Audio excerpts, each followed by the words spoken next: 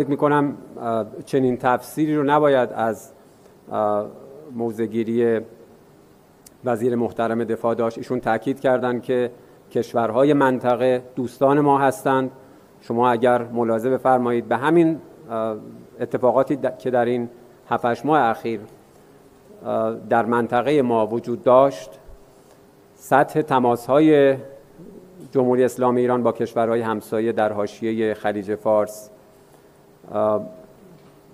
رایزنی‌هایی که طی 4-5 هفته اخیر متعاقب شروع روند مذاکرات غیر مستقیم صورت گرفت، همه اینها رو کنار هم بگذارید، خواهید دید که سیاست جمهوری اسلامی ایران مبتنی است بر حسن همجواری و دوستی با همه کشورهای همسایه. اما نکته‌ای که لازم است مد نظر باشه این هست که همه کشورها طبق یک اصل مسلم حقوق بین الملل موظف هستند که مانع بشوند از اجازه هر طرف ثالثی از قلمروشون برای هر نوع اقدام تجاوزکارانه و ایذایی علیه کشورهای دیگه.